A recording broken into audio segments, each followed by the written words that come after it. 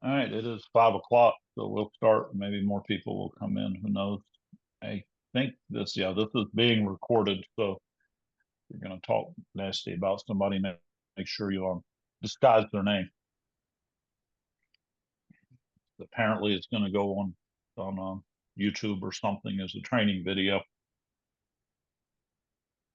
So we will see. I suppose there is a document if you don't have it that's in the chat. If you want to open that, um, that'll save me having to share the screen for that.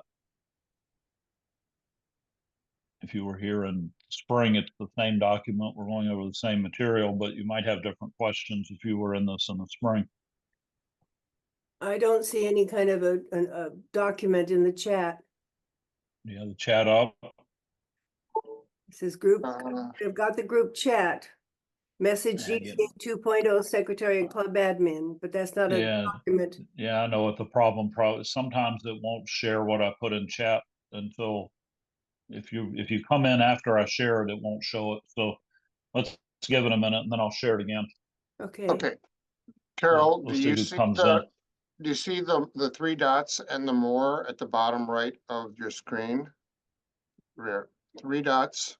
Wait a minute. Oh, no. And the word more. I don't have the word more. Okay, you see whiteboards, notes at the bottom of your screen. Oh, I found whiteboards, yes. Okay, to the right of that is notes, and then Yes. to the right of that should be more. To the right of that is blank screen. I have it goes from apps to whiteboards to notes and then nothing else.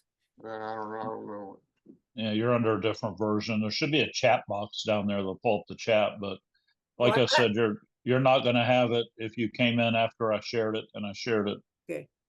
Yeah, I have the when chat only box. Michael was here. Yeah, I do have the chat box. I'll put it back in the chat box in just a second. We'll see who else comes in. Okay. I'll put it back in the chat box.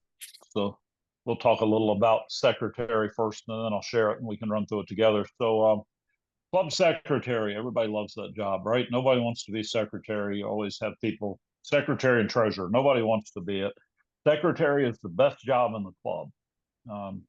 This is recorded, so I got to watch what I say. It's the best job in the club because everybody thinks it's hard work and they never ask you to do anything else. So you're not on any other committees. Nobody's busying you up with work. And if you keep making it look like it's hard, then they'll never ask you to do anything else. But the reality is, I think it's probably the easiest job in the club if you do it right. If you know what you're doing and do it right, it's quite an easy job. So I try to be secretary of any board that I'm on. I've been secretary of a lot of boards. And they think I'm working real hard. And in reality, I've got the notes done 20 minutes after the meeting's over and sent out, and I'm pretty much done. And if you know how to use DACDB and put in members, the whole thing's not very hard. So everybody will think that you're a great Rotarian. In reality, you're doing nearly nothing but showing up to board meetings and taking some notes. So, and I'll show you how to do it. Problem is, there's a lot of people that think secretary is a tough job. Let me see if I can share that document before we get too far here.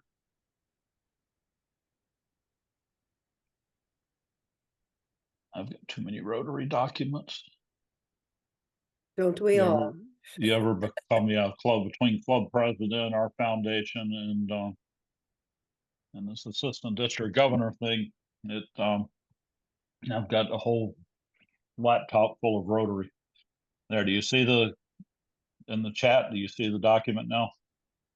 I think so. Wait a minute. Yeah, club secretary. Yes. Yep. If somebody else comes in, they won't be able to find it either until I put it back up there. I forgot Zoom does that. If you can't see the chat before you got to the meeting, it doesn't make any sense. So anyhow, if you do this job right, you'll build a better club and a club that's consistent and coherent. Your job is to be consistent and coherent, and most people aren't. I don't know about your club board meetings, but ours can get off in a rabbit trail like nobody's business and waste a whole hour doing nothing but rabbit trailing. And your job, you don't have to keep the rabbit trails from happening, but you don't have to write down the whole rabbit trail either. So when they get notes, when they get your minutes and they're 3 lines long, they realize they actually did nothing. So it kind of helps that way. So if you'll pull up the document, I won't share the screen. You've got it if you pull it up. the roles of a secretary. Some of this is legal and some of it's essential roles. There are things you have to do as a secretary. First thing you have to do is make sure that documents are in order and you're complying with the document, which is something that nobody else in the club is going to do, including the president. Almost nobody in the club knows what we decided last month or what's in the Constitution and bylaws. In my club, most people have never even read, including the president, the Constitution and bylaws. So it's kind of your job to keep them on track with that. You're responsible for creating accurate documents and ensuring the club complies with the documents. And there are conflicts between documents. There will always be conflicts, and it's your job to make sure they're aware of the conflict. Now, if they choose to act anyhow, that's their business, and you record it in the minutes. But the basic order of documents is the corporation document. If you're incorporated with the state, that's the highest level document. Everything else falls under that. And if it contradicts, then the corporate documents carry the most weight. Next is your Constitution, which as secretary, I advise you to have a copy, carry a copy, and read a copy. Read it frequently, once a month or so. Review the Constitution so that you know what's in the Constitution. Build yourself a timeline, what we're supposed to do when, and that way the club will know. Bylaws come under Constitution. Bylaws are subservient to the Constitution. So again, if there's a conflict, the Constitution trumps it. Board minutes and board actions then come next, which it's your job to record proper board minutes and board actions. And then normal practice and informal documents come in. So we've always done it that way before. It's not really official, but it does carry some weight. And if we don't make some other decision. But if the board makes a decision or the Constitution says it, it really doesn't matter what we've always done. Your job to keep reminding him of that. You'll be your president's best friend if you do this right. Somebody asked in the last session, didn't this cause conflict with the president? Presidents appreciate a secretary who keeps them in order. It frees them up to daydream. It frees them up to imagine what could be because they know you have what has to be. And so it's our job to make sure what has to be in the club. So the example there, the board passes the resolution that conflicts with a higher document. For instance, your Constitution, as does everyone in most all Rotary clubs, calls for electing officers in December. As assistant district governor, that's like pulling teeth to get clubs to do it, but you're actually in violation of your Constitution if you don't do it. So some of them say, well, we're just going to wait till February. You can wait till February, but I'm going to report in the minutes that the board has decided to be in violation of the Constitution and do it in February. And I'll record it in the minutes. The board passed a resolution to move that to February. The Constitution plainly states that it should be in December, but the board's passed this agreement. When you do that, it tends to keep the board on task. The secretary has to address the issue, though, and make sure that we're adhering to those and point it out.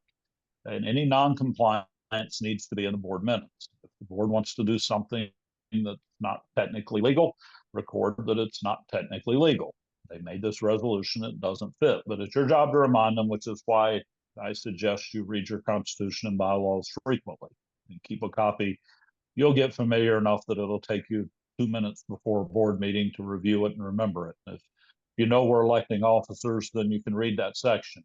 If you can just keep reviewing the section. It's also your job to make sure that current resolutions don't conflict with previous resolutions. So if you're a new secretary, you need to read the minutes for the last year and see what's actually out there and see what the board's already decided.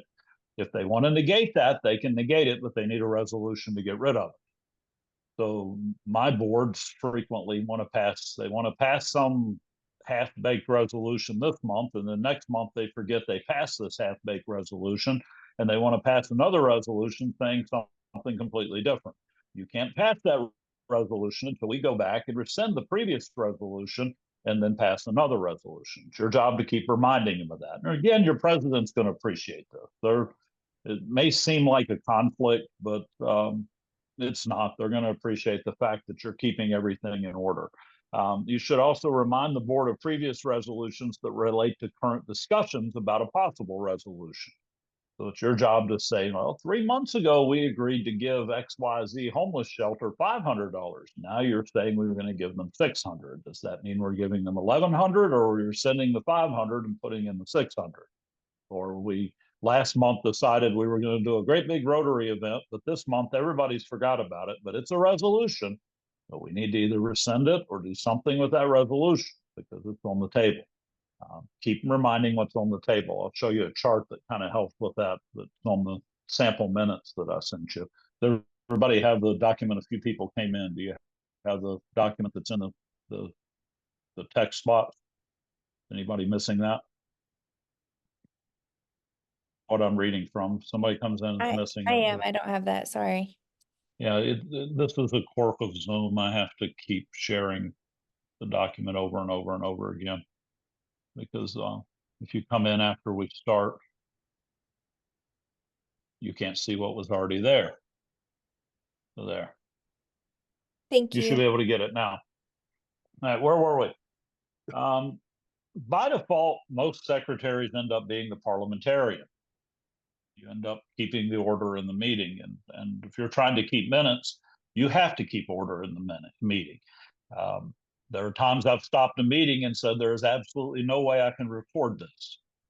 The resolution is so fuzzy that I can't write it. So I'll stop the meeting and clarify the resolution, or there'll be an amendment to a resolution, but we voted on that. And now we're moving on and we think we passed the resolution. When in fact, we only passed an amendment to a resolution. So many times I have to say that it's a point of order that we have to go back and pass the resolution or not pass the resolution or whatever we're doing.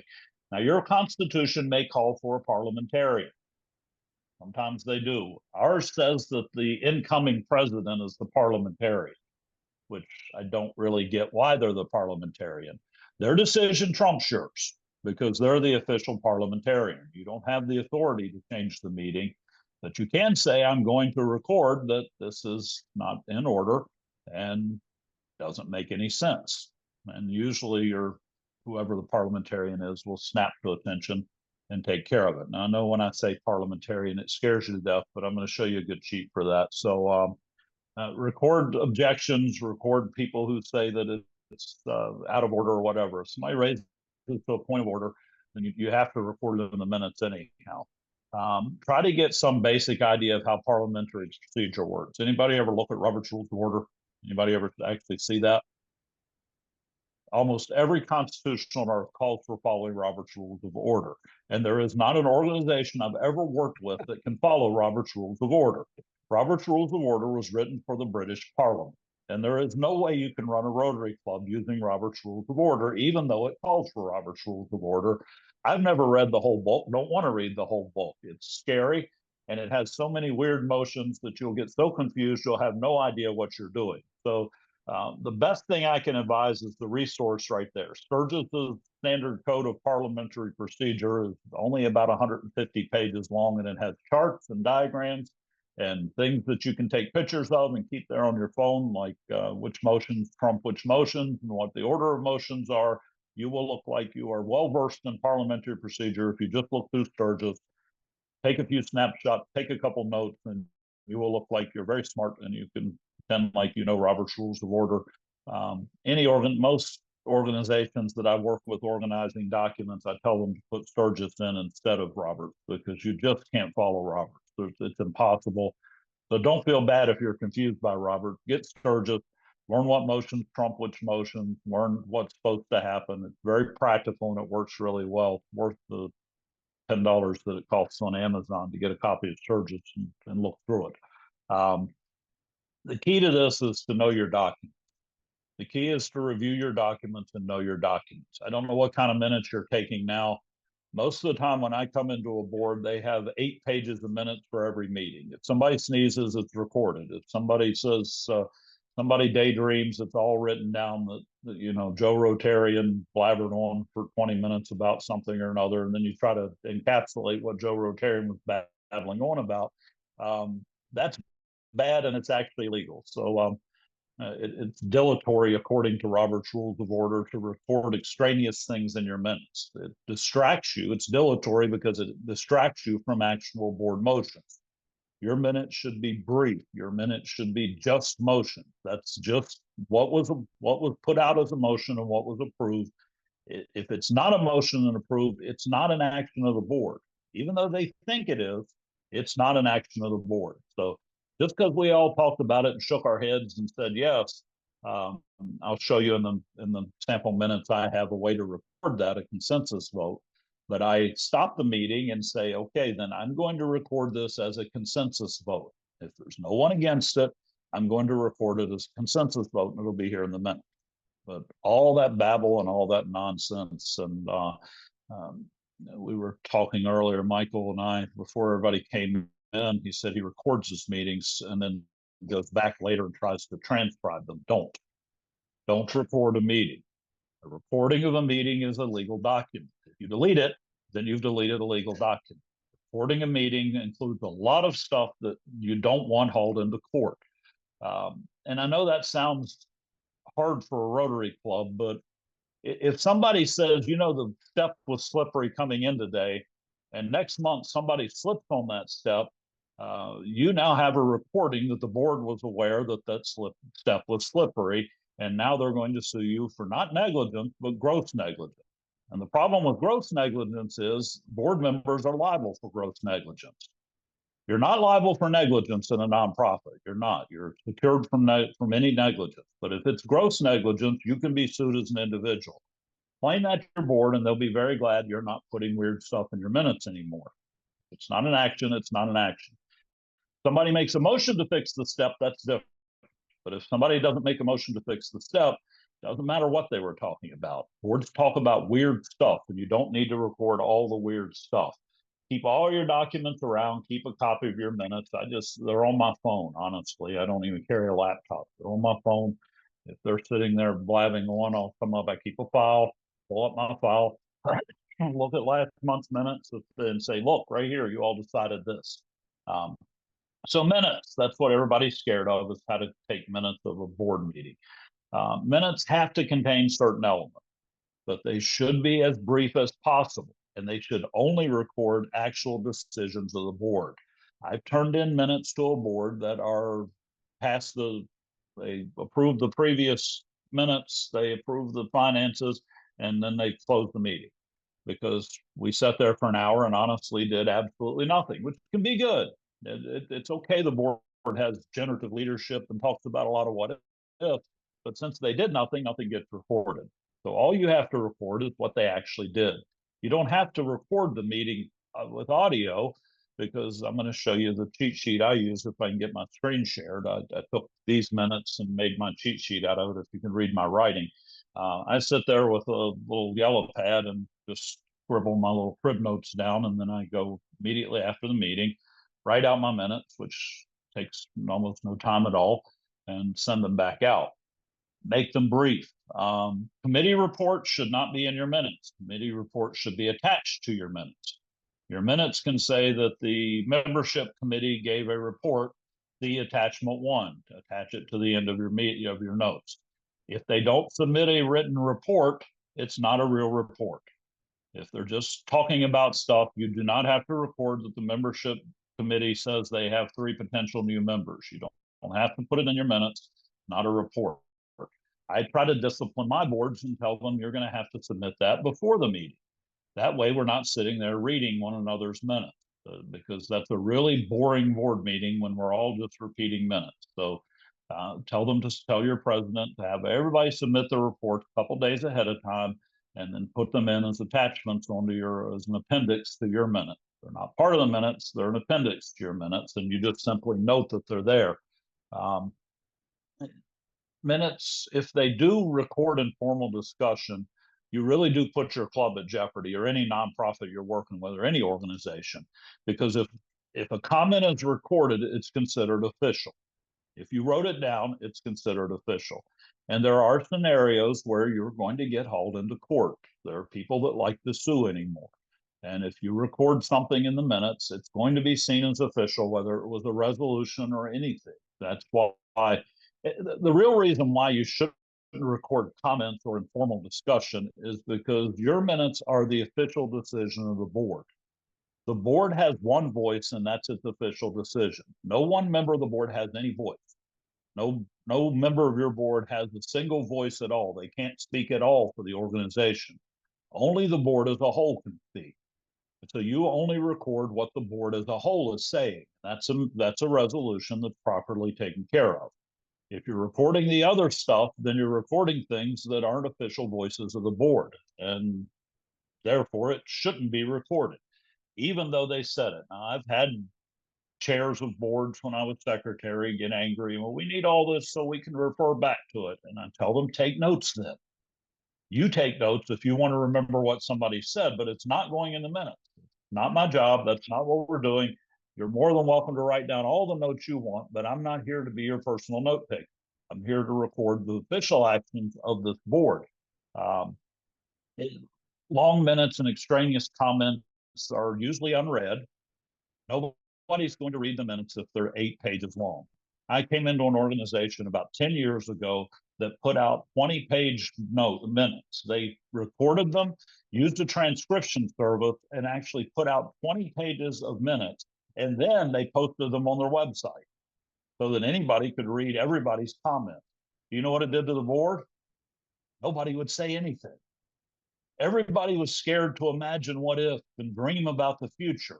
If they know you're not writing down their wild dreams, they're free to dream. See what I mean? If you're a secretary, you can free up the board to dream. We can say wild stuff and imagine wild things and know that it's not in the official minutes unless we pass a resolution. But if you're recording it, transcribing it, and then putting it on the website, nobody's going to say anything. They're just going to sit and talk about weather and nonsense and things that don't matter.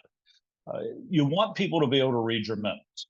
If they're on one page, they're going to read and they're going to look at them and they're going to remember it. But if they're on 20 pages, I don't even know what's in it. I've seen secretaries that don't even know what's in their own minutes.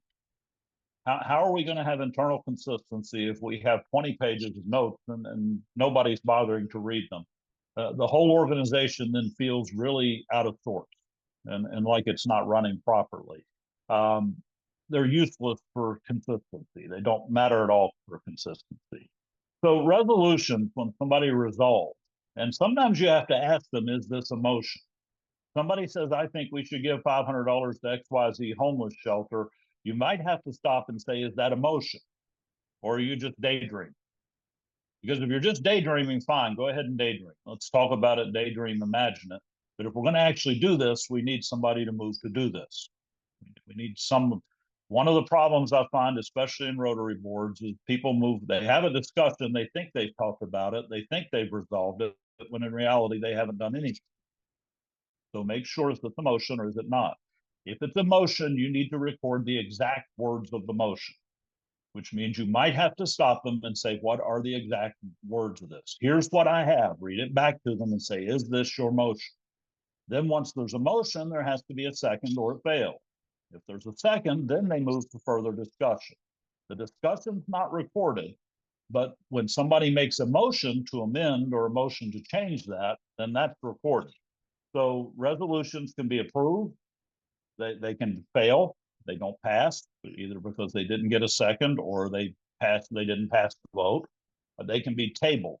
A tabled motion, a motion to table a motion, means that we have laid it on a table. It's going to be a motion, but we're not resolving it in this meeting. So we moved to give XYZ homeless shelter $500. We talked about it. We never voted on it. We need a motion before we move on. So somebody has to make a motion to table that. Things that are on the table have to be brought back up. If you have an agenda, if your president's putting out an agenda, it should be under old business. If not, you need to remind the board at the next meeting, we have a tabled motion still before the board. We need to resolve it. We need to let it fail. We need to remove it. We need to do something with this.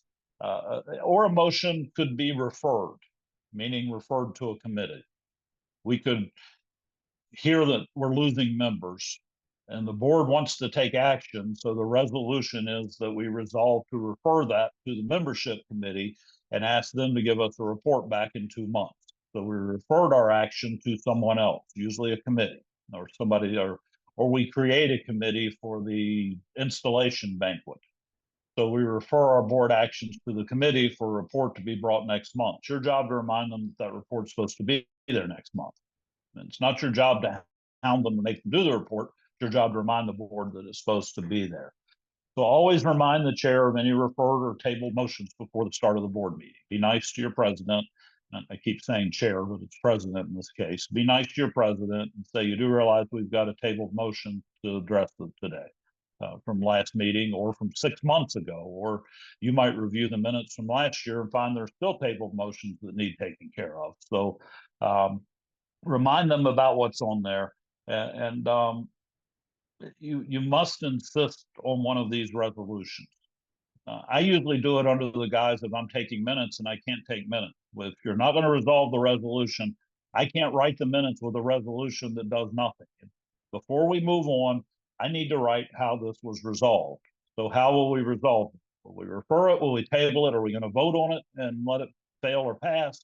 What are we going? Are we going to rescind the motion, get rid of the original maker of the motion can rescind their motion and say they no longer want it on the table, but you're going to have to record they rescinded.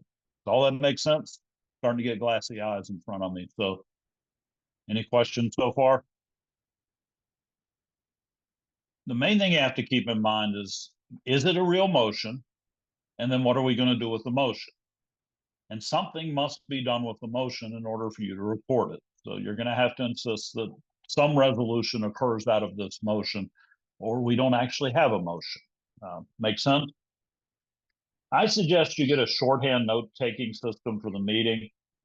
Let's run through these notes, and then I'll show you if I can get it pulled up. I spent a few minutes this afternoon pretending like these notes here are a real meeting, and kind of created my own little thing at the session in the spring. I just wrote all this on the whiteboard, but so I'll put that up afterwards. Let's run through these minutes. I suggest you use a format very much like this. Matter of fact, I suggest you just select this, copy it, and paste it into a document. And when I do next month, I start with last month, delete all the stuff from this month, and then start again. That way it's always consistent, always does the right thing. So Rotary, put the name of the Rotary Club at the top of it. Write that it's a board meeting. Put down the date and the time that it was supposed to start. They never start on time, but put down time and put down the location. Those are important. You need a location. Where was this meeting? Record board members present. You know who was present. On your crib sheet, on your notes, I just write them down in the upper corner. I'll show you that in a minute. I just put them in the upper corner, who's present, and absent, you can figure that out later. When you're going, you can figure out who's not there, and they need their name there, if nothing else, for the shame factor that they missed it. So you know, sometimes in an organization, people are absent and they come back later and say, well, I wasn't for what the board did this month. And I have to say to them, I'm sorry, you approved it. I wasn't there. No. Well, by not being there, you approved it, because this board speaks with one voice. If you're not there, you approve what they're doing. It usually helps attendance at board meetings when you remind them they're responsible even when they're not there. Because put their name down here. Write down guests that are present. We often have guests at Rotary board meetings because we invite all our members to show up to our board meeting. Not on the board, but write down their names so that they were present. You can't make a motion or do anything, but write down that they were present, and for the sense of it. You need a sentence like the next sentence. Meeting called to order at 10:37 a.m. by Joe Rotary, he's the president, with a quorum present. Know what your quorum is. Our quorum in my club is 50% of the board. There have been many meetings where we didn't have a quorum. So I record, meeting was called to order with Joe Rotary present. A quorum was not present. That's it. There are no more minutes. You can't do anything now. You can have a nice discussion. We can eat some cookies and milk or whatever we brought for snack. And we can talk about what might be, but the meeting's technically over. There's no quorum present. Sometimes we had to sit around, wait 20 minutes until a quorum showed up, and then move on. I mean, you can run weird board meetings. When I was president, we decided we were going to change our constitution and bylaws. It was a good time. That was the middle of COVID. We needed to get rid of all the archaic, weird rules. So I called an official meeting. We needed half of our membership to show up. You know how hard it is to get half your membership to show up at any one meeting? But it was on Zoom. Unfortunately, I'm a pastor, by the way. Somebody died. So I had a funeral at the exact same time. I literally ran a whole Rotary board meeting and changed our constitution from a funeral. I went in, did the funeral, and when I came out, they were all waiting there on Zoom in my car, had my phone on the dashboard, started the meeting, called it to order, and called for a vote while we were driving to the cemetery. And when we got to the cemetery, we closed the meeting out. So meetings can be weird. They can be strange pieces, but if they're run right, you can actually run your meeting on the way to the cemetery during the middle of the funeral, and the family was none the wiser. Funeral director had a clue because when I got to the cemetery, it took me about 2 minutes to get out of the car, and he came over and wanted to know what we were waiting on. I didn't want to tell him I'm actually running a Rotary board meeting at this moment. So first thing we did, if there's an agenda, I hate adopting an agenda. My club's taken to doing that. I never did. I don't know if your club adopts an agenda or not. Do they? Well, don't let them do it if you can avoid it, because technically if we adopt an agenda, it's the only thing we can discuss. We can't really do anything that's not on the agenda. But it's a good practice in an organization that has a lot of naysayers on the board, because it keeps them from passing weird resolutions, but it's not really a good practice. I think I'm not on the board for the first time in 15 years in the Rotary Club this year, and it's killing me. But I think they're still doing that, adopting an agenda. So if they do adopt an agenda, it's the first thing you have to do. So Bill Foundation moved to adopt the agenda as presented by Joe Rotary. He sent the agenda, Bill made it. It was seconded by Sue Service, and motion carried unanimously. Nobody dissented. Unanimous means nobody said no. So the agenda is adopted. Hopefully you don't have to worry about that. The first thing you want to do, and the first thing you have to have in a board meeting, is accepting the previous minutes. Notice the wording, accept the minutes. We don't approve minutes or finances as a board. We accept them. And that's very important for finances. The difference between accepting and approving finances is huge. Accepting means that we've reviewed it, audited it, that the numbers are exactly right. Accepting it means that we've accepted the report as accurate, but as they presented it, but we can't vouch for the underlying accuracy of it because we didn't look at the checking account. So use these words. And self move to accept the minute from, put the date in, the previous meeting, as presented by Frank Fair, Secretary. Seconded by Bill, and the motion carried unanimously. Notice in this meeting that we're looking at, Jack Bell got there late. He got there at 10:43. Note that in your minutes. Jack Bell enters the meeting at 10. Anybody who enters or leaves is an official board member. Our meetings were right before the regular meeting, so non-board members would drag in at 12 o'clock waiting for 12:15 and sit around. I didn't record that. But if they're a board member and they show up late or they leave, it needs to be put in the minutes that they were there or weren't there for that moment. So now we're at the treasurer report. Sue Services moved to accept, with the word accept, the treasurer's report as presented by Ann Self. That was seconded and that was approved.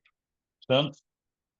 I'll show you how to take notes on this and make it, because it's the same stuff over and over again. And you can just crib sheet this stuff. President report presented by Joe Rotary. Okay. Didn't record what he said because it wasn't written down. So I didn't write that the president wants to do this or wants to do that. If the board wants to take some action by what the president said, they need to make a motion, take some action. If not, then it just says that it was presented. If he submitted it by writing, then beside that, it would say appendix number 1, and I'd put his writing at the end of it.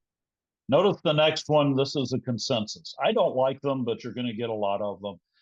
The board agrees based on that report by consensus to set the fee for the annual installation banquet at $20 per person. Consensus means everybody talked about it and they said, yeah, that's a good idea. We'll make it $20. Nobody's made a resolution.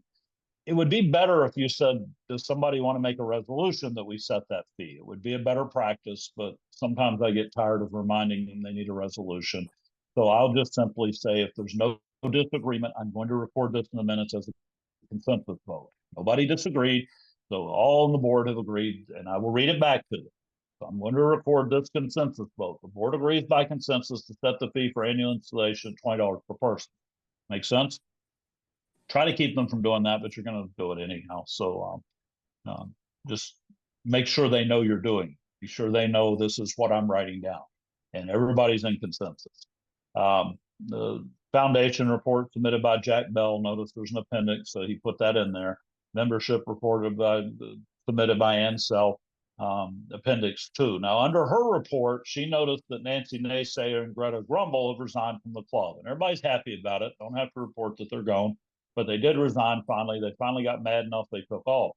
But we need to report that in a minute. Any addition or subtraction, if they vote in a new member or if they remove a member or somebody resigns, you need to record it somewhere in your minutes, whether it's under a membership report. It's your job to keep the attendance. Put it in your minutes.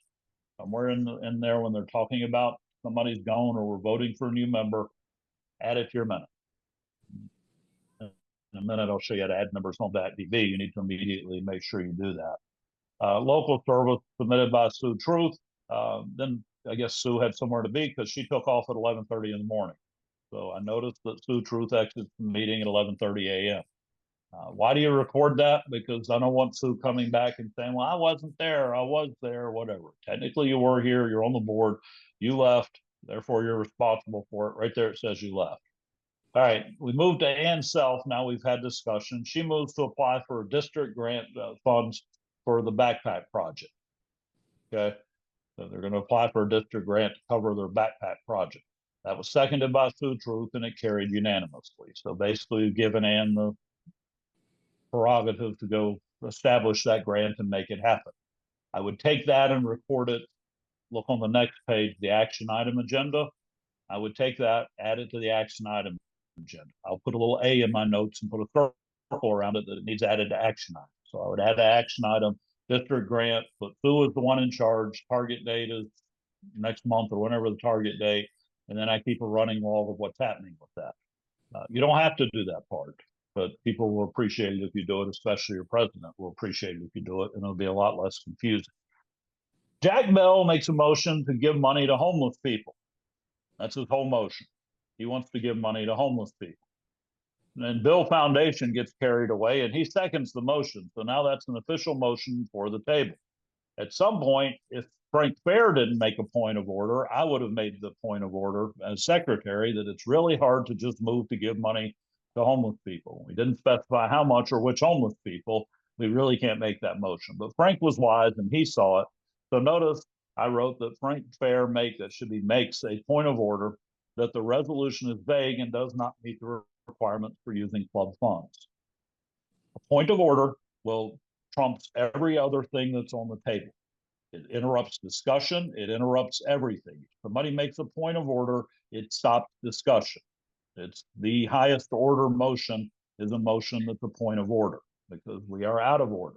Now the board can ignore it, record they ignored it, or we can carry it forward. In this case, everybody said, you know, you're right, Frank, we can't just give clubs funding that doesn't even specify. So Ann Self moves to amend the resolution to give $500 to My City Homeless Shelter. So now the resolution reads that we move to give money to $500 to My City Homeless Shelter. Now it's a much better resolution, but notice Joe Rotary seconds the amendment. This is where boards really foul it up because now they think they're voting on the motion. They're not, they're voting on the amendment. And now the amendment carries with 6 votes for and 1 against. This one wasn't unanimous. You don't have to record who votes what. You don't have to put their names down. If there is strong opposition and somebody makes a violent point that this is a dumb idea and I don't want to do it and I think it will ruin this club, it's probably worth putting it in your minutes that Nancy Naysayer makes this statement that she believes this will ruin the club and she violently opposed. It's probably worth putting that in your minutes. That doesn't happen very often. It's actually never happened in a Rotary meeting. So usually we kind of get along at a Rotary meeting. Now notice the final thing is the resolution as amended carries unanimously. So that closes out that resolution. If you're taking notes the right way, you're going to see what's in front of the table. We couldn't move on until we did it. You notice that we were dealing with the amendment above it. So now we've closed out that resolution. That makes sense? Everybody got it? Not confusing you, Emma. If you take your notes properly and you're writing it down, you're going to see where we are as a board and you can keep them on track. Next item is next board meeting is June 15th, 2024, 10:30 at the Country Club of my city. This is real important because depending on your bylaws and your constitution, and how you call a board meeting. If you do not have a provision for calling a board meeting that can just be called at random, if you do not put the next board meeting before you adjourn this meeting, you have dissolved your organization. It's been used, and people have dissolved organizations. But if there is not a way in the Constitution to call another board meeting, and we did not call it before we adjourned this meeting, then you can never call another board meeting and the organization no longer exists. So make sure we record where the next board meeting is and what time it is. We may change that, we may move it, but it needs recorded. The motion to adjourn was entered by Bill Foundation. It's a quirk of Robert's rules, but you only need one motion to adjourn a meeting. Nobody seconds the adjournment motion, one motion, and then we vote on it. So I'm assuming everybody went for it. The meeting was adjourned at 12 p.m. Notice their signature line. I print these babies out. I sign them. I print 3 copies. I keep one for my file. I keep one in a permanent file, and I hand the president or the president one. And I bring this printed out to the next board meeting. And before the meeting, he signs these. That way, he can't say he didn't know it was there. It's all signed. You will, at the end of the year, under record keeping, you will need to do something with your minutes that's permanently sealed. Most organizations call for it actually being bound in a book, but I don't think your club wants to spend $500 binding your minutes in a book every year. So I put them in an envelope. I seal them with tape. I put my signature over top of the seal, and then I file them away and never open. If the judge calls for your minutes, you hand them the envelope sealed. That way they know they weren't changed. Do that at the end of every Rotary year. When your June is over, put them all in envelopes, seal them up, sign across the seal so they'd have to tear your signature to open it, and leave them filed somewhere. They should be filed somewhere besides your office, but my Rotary Club had nowhere else to put them. Mine are in my office from the years that I was secretary. Hopefully they're still doing that. Make sense? Christine, your hand's up. Is there any way to seal them electronically? I keep them electronically, but they're in Word documents, which could have been edited. What the judge wants to know is that nobody edited them. And if we sealed it, dated it, and hand them the sealed envelope, usually they'll accept that. The point of binding them in a book is you couldn't have edited them. So, yeah, I keep them electronic. And under record keeping, we'll talk about this. I post them to DB. I email them to the whole board, so there are 30 copies out there somewhere. It would be hard to edit it, but I still want a signed copy sealed in envelope at the end of the year with my signature across the seal. That way there's no doubt about it. So the law is pretty vague about electronic minutes because they could have been edited. They might accept it. They might not accept it. Steal them, put them in an envelope. I know they will accept it 99% of the time. So it's worth the practice of doing that.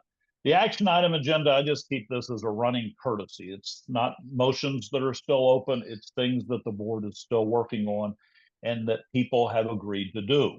That's why their name is there. That's why Bill's name is here. Bill's agreed to make sure the installation banquet happens. So when I keep writing no progress month after month, it shames Bill into doing something. So I just, every month I put what's happening. What are we doing? What was reported? What's happening?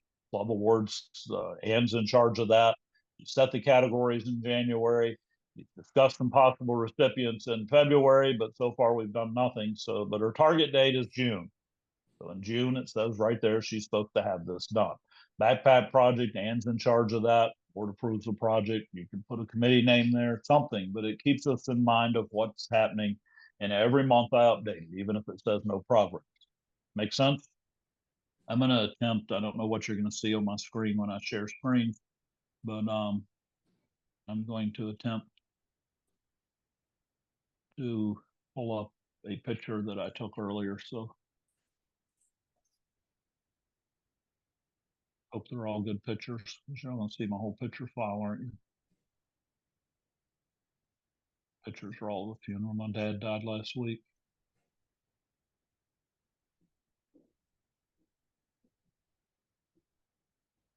Why anybody got Apple products? Why does it just start in the middle and then you can't tell what direction you're going?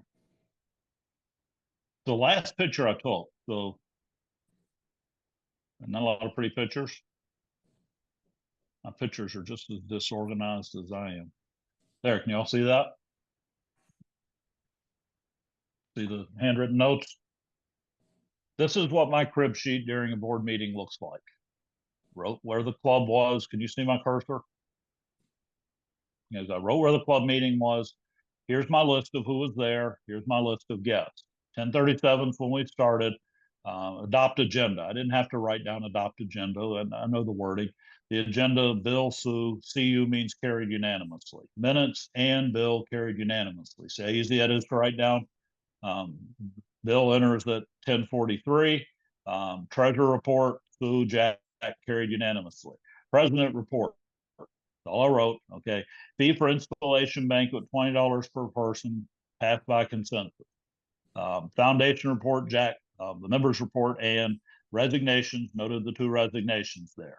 Local service, Sue gave that. Sue exits 11:30. Apply for district grant funds for backpack project. Okay. And made the motion. Can't read my own writing there. Sue T. There are 2 Sue T. And that was carried unanimously. Pull up the second page. I usually don't have 2 pages, but all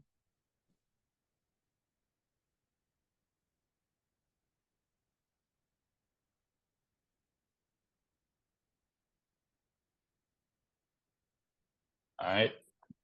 Now we have a motion. Jack made a motion to give money to homeless people. Remember that? There's his motion. Zach Wording wrote it down. Give money to homeless people. Bill seconded it. Okay.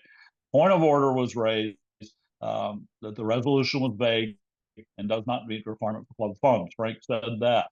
Motion to amend was made to change it to give 500 to my city homeless shelter by Annie. Joe seconded that. The amendment carried unanimously. Okay, or carried 6-1. That's why I wrote 6/1. The amendment carried 6-1. The amended resolution carried unanimously. Next meeting is set for here. Bill made the motion to adjourn. That carried unanimously at 12 o'clock. That's the notes for that whole sheet. So develop a system like that. Remember, all you have to write down is the stuff that, all you have to do is write down the stuff that's going to go in your minutes. Does that make sense? Any questions about minutes? Should be a great relief to you, because the first time I was secretary on a board, I thought, how on earth am I going to write down all this stuff? And I was wore myself out until I actually got out Sturgis and read that I'm actually breaking the rules by reporting all this nonsense. So I'm just going to report what we actually did. Y'all want to write down other notes, write down your notes, but I'm not your note keeper. Secretary is an official position. I am not a secretary behind your desk doing your bidding. I am doing an official job. Remind them of that. No questions. We'll move to record keeping. You need to keep records. You need to know the official constitution, bylaws, and all the board meetings. Constitutions can be amended. When they're amended, or the bylaws can be amended. When they're amended by the proper form, then I report a whole nother copy with the last line item is amended, and I have a list of dates that it was amended. But I get rid of the old copy while I keep it archived, but I make sure that it's dated and then we know what the current one is too, because organizations are real bad about pulling out the Constitution from 5 years ago and not realizing they've amended it.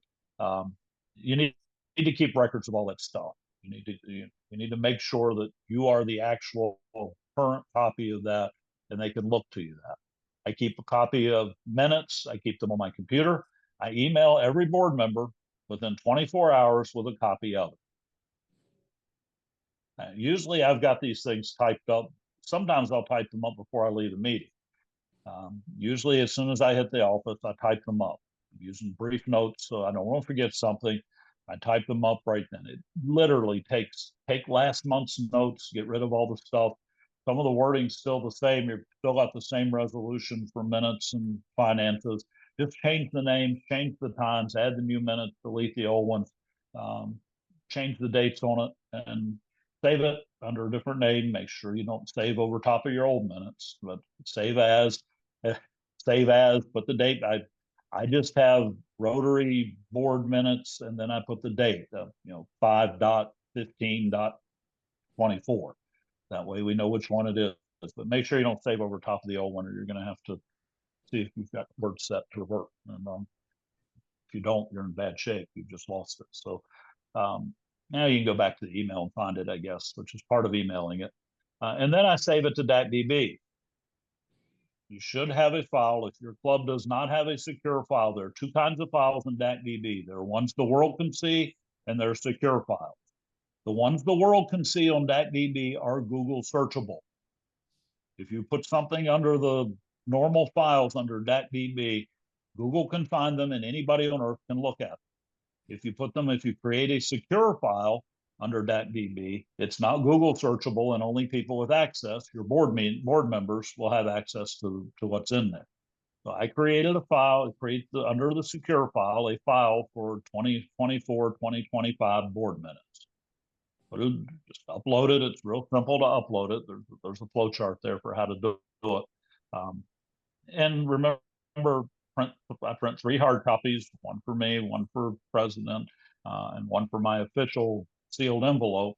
Take all 3 to the next board meeting and have the president sign them. And then you sign them. Just before that does 2 things. One is it makes them sign it, and 2, they actually have to look at the minute, because I'm shocked at how many presidents go to the next board meeting and never bothered to look at the last board meeting's minute. Now they're going to look through them and remember what's going on. Saving it to .db. I can try to pull up .db if you want and show you some of this stuff, and I may here in a minute, because most of the rest of this is about the wonderful tool called .db. Anybody here love .db?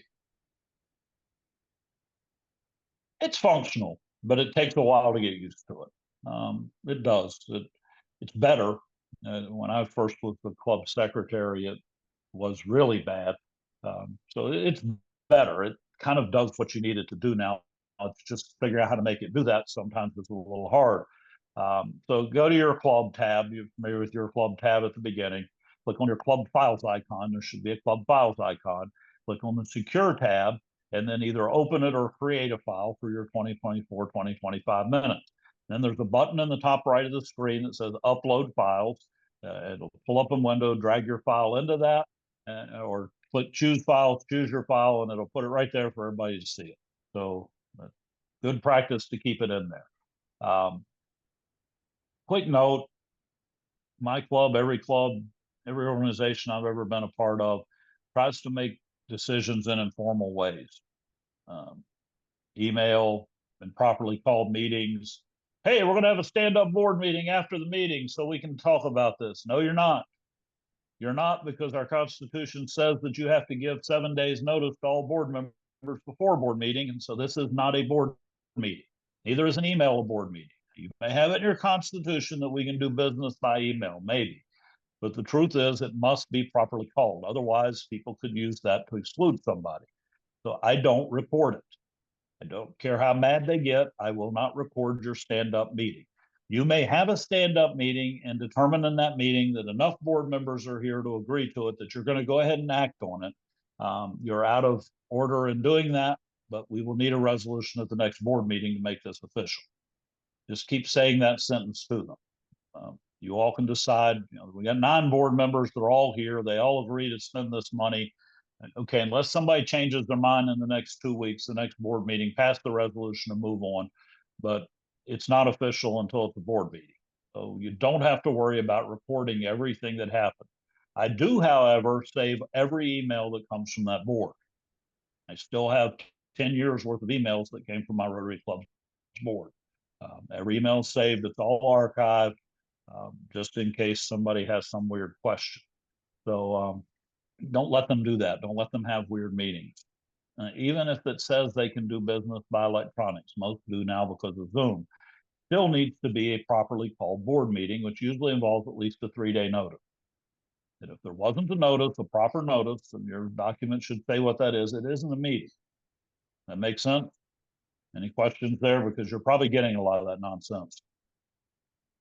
We're just not doing it. It's not reported. It's not official. It's not a board decision. We're not doing it.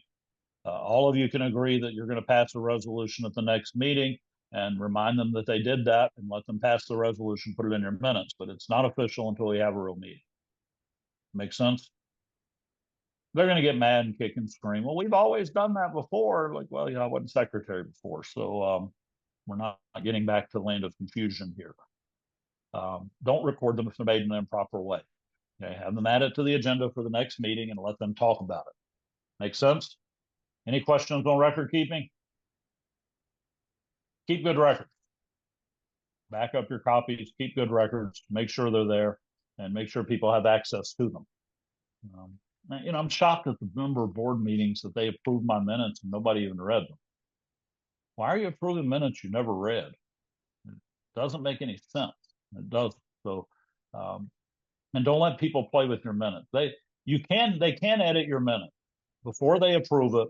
If they say there's a typo or you recorded the motion wrong, they can make a motion to amend your minutes, and you do have to amend it and then make the amendment and note in your minutes that it's amended by this board meeting. You might make a mistake, and they can amend that if they want to.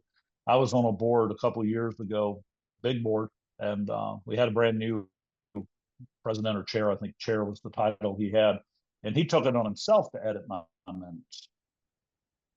He took my minutes, edited them, and sent them out to the whole board. And so at the next board meeting, I resigned. We're not doing that. Those are my minutes. He said he got all mad and said he was president. He could do what he wants. And I said, you're right. You can do what you want. I'm done. I resign. I'm not here. We're not playing this game. It's either we're either going to do the minutes right or we're not doing the minutes right. I resigned. I left. And honestly, I bought myself a lot of free time. I don't know why I was on that wasted board anyhow. So the local chamber of commerce, and it was a waste of time. So maybe your chamber's better. Mine wasn't. So make sense? Any questions on keeping records? Just stay ahead of it. Most of the rest of this is DAC-DB. Like I said, we can pull it up if you want and look at it. You can play around with it. Most of your terrible mistakes on DAC-DB can be fixed. It's just going to take a while to fix them. And it may take a bunch of emails, and it may take a whole lot of weirdness to get it fixed. But most of them can be fixed because you might make a mistake. Okay. You're required as part of your position to keep accurate membership records. Part of the job of the secretary. The essential job of the secretary is to keep accurate notes, the minutes, the Constitution, bylaws, to remind the board of what they've already decided and ensure consistency, and to keep an accurate membership roll. That's your job. Now, two of you here, one of you is secretary and one of you is club admin. Okay. Maybe your club admin enters in members, but you're the legally elected secretary. You're responsible for that list. You can delegate anything you want, but you're the one that has to answer for it. So it's worth checking into it, making sure it's done. Make sense? You don't have to enter them into DAC-DB. If somebody else wants to do it, let them do it. But you need to go back and make sure it's done because you need an accurate membership list.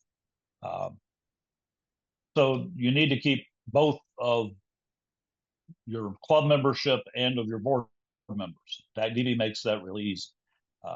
They're right there. Rotary clubs are nice because all board terms are 1 year, so you don't really have staggered weird terms to keep up with.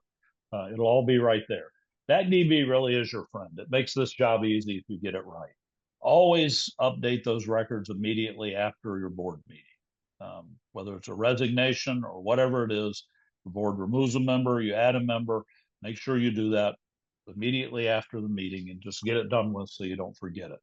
How to add a member. Back to my club tab, you'll notice there is the members icon. Everybody familiar with the icons you get when you click on my club? You've got a whole screen full of icons. One of them will say members. When that comes up in the top right-hand screen, if you're the secretary, will be add new member. Not every member, every club member doesn't have that button. You have it if you're secretary. President probably has it. Add new member. Click that, fill out the form, click save. If you're running a prospective member list, then you're going to want to pull up that member and edit the member to make them an actual member. Otherwise, you're going to now have two of them. You're going to get two of everything. They're not going to like it. So I don't know if your club runs a prospective member list. It's a good practice. This is not about membership, but we run a prospective member list. And that way we can see them all. The board can see them all. Plus they get our email. They now get our club propaganda emails when they go out, which keeps them involved. If they're already there, click on it. Terminating a member. You never want to do that, but we do. A resigned member, you just change their status to resigned or not a member. I'm going to pull up a little screen and ask why, and you can take a wild guess. They moved away, they ran out of money, whatever. There are a few things under that. Terminating members is a whole nother story. My club tab, members icon, click on the member's name. Click edit members, that's up in the top right again. Click on the edit members, and then click on the terminate member button. It'll ask you for a reason. Here's something that's very important. If you choose the reason non-payment of dues or they were terminated for cause, they can never join another Rotary Club in the entire world ever until you change that. They cannot go to the next city. If they leave your club, move to California, and try to join a Rotary Club, they will not be able to join that club until they pay their dues to your club. So make sure you don't put that there unless you're actually terminating for those causes. The only way they can ever join a Rotary Club is that you go back to DAC-DB and you now change that they did pay it and they simply were terminated. So you have the power to remove somebody from the Global Fellowship of Rotary. Just don't do that accidentally or they get real mad. And then set the save button. Any questions on terminating?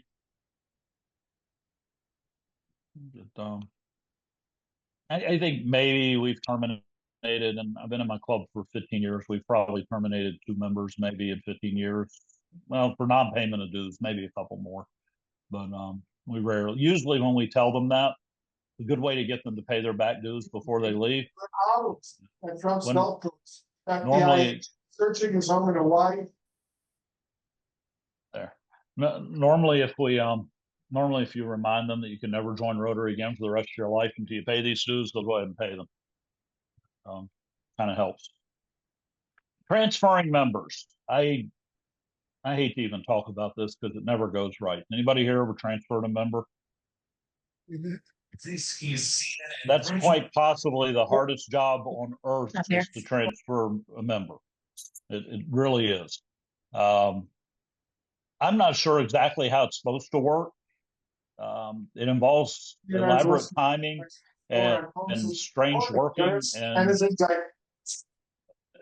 don't know why Priscilla Godfrey keeps unmuting and filling up our ears. But if you're listening, Priscilla, stay muted or I'm going to.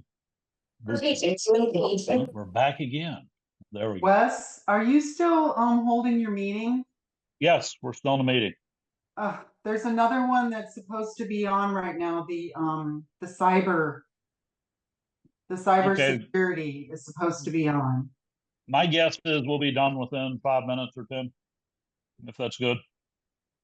Okay. I noticed we had 2 meetings and I was wondering how we were going to handle that. So most of the meetings have only been like 45 minutes to 50 minutes, so yeah. I didn't worry about it.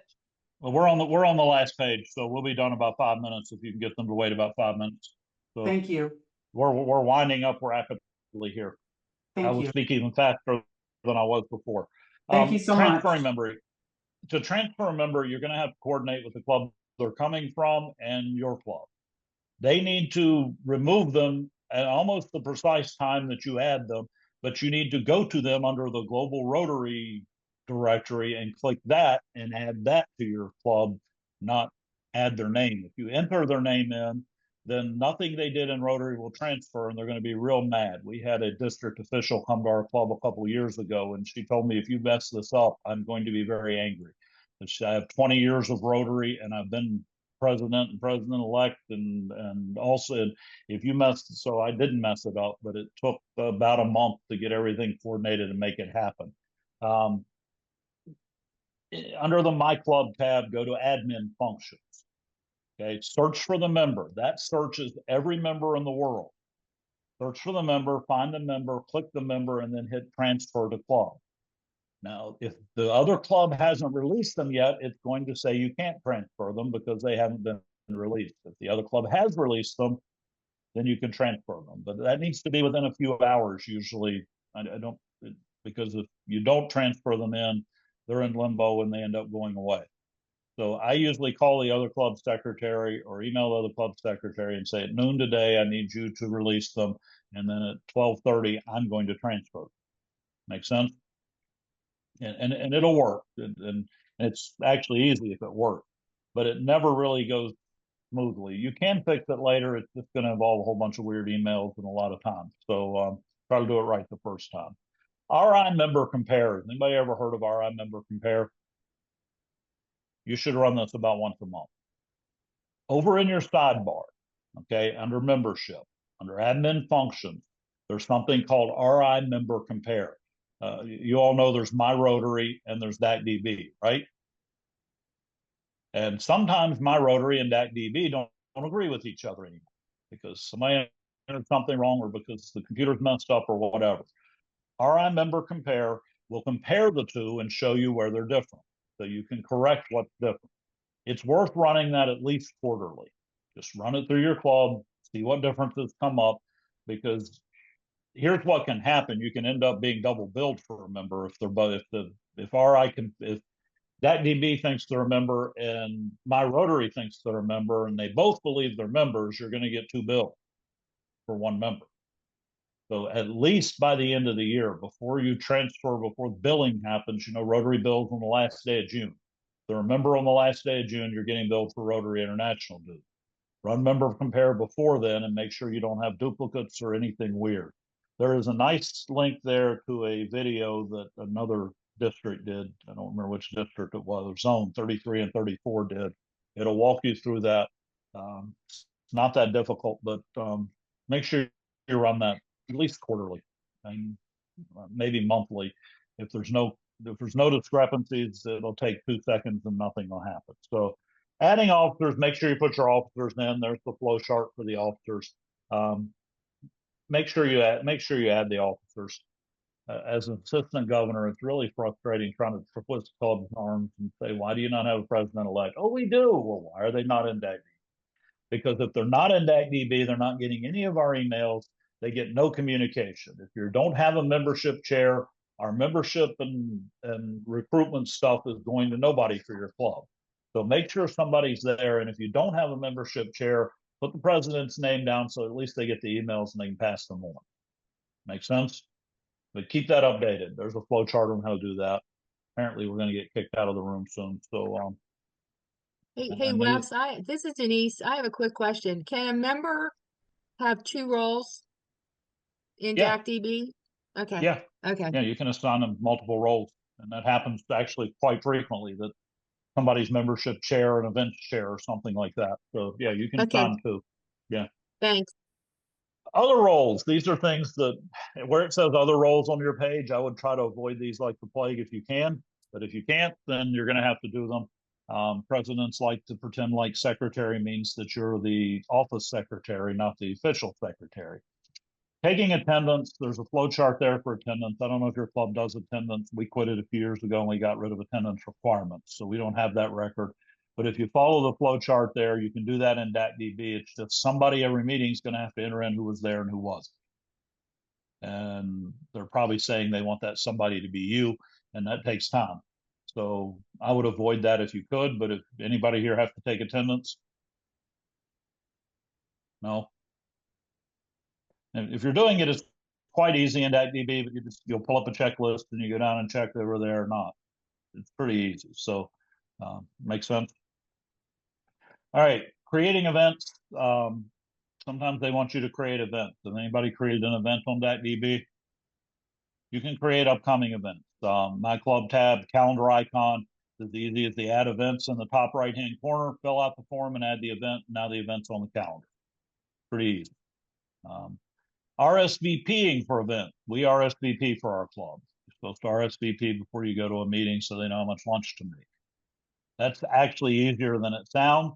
Once you create the event, click the little tab that'll be there now that says Manage Event, click RSVP, enable it by selecting Yes, copy the link that it gives you, send that out in a P-mail and say RSVP for this week's meeting, send it out in a P-mail to everybody in the club, and then when you pull that screen back up, it will show you who's coming and who's not. It'll show you the RSVP. So it's pretty easy to do, and if your club makes you do it. And the last item, supplies. For some reason in my club, it was the secretary's job to order supplies. I don't know why, but it was. Anybody here have to order supplies too? Yes, okay. We used Russell Hampton. Tips for Russell Hampton, you're going to need a club credit card or club account. one or the other. I just used the club credit card, but your treasurer is going to have to set up an account if you don't have one, so they'll invoice. And for Russell Hampton, shipping is absolutely stupid. So group your orders together. Delay. You order one lapel button, you're going to pay $30 for that stupid lapel button if you order one of them, because it's going to be $5 for the button and $25 to ship. So be careful with your Russell Hampton if you have to do that. Again, everything on the last page, you can get out of it, get out of it. It's not really your job. If you want to do it, be nice, smile and do it, but it's not really the secretary's role. Make sense? All right, any questions? We're being glared at about why we're still in this chat room. So any questions? On the first page, you have my contact information. You have an assistant district governor. Somewhere in here is somewhere in this page that I didn't cover is an email for DACDB themselves that you can contact if you have a question. Usually your assistant governor is going to know this stuff. If you know who your assistant governor is, you can call them. It's probably good not to call the governor and ask Amelia. She knows it, I guarantee you. Nobody knows DACDB like Amelia. Call your assistant governor, and usually they can help sort out this mess. My number's on there, my email's on there.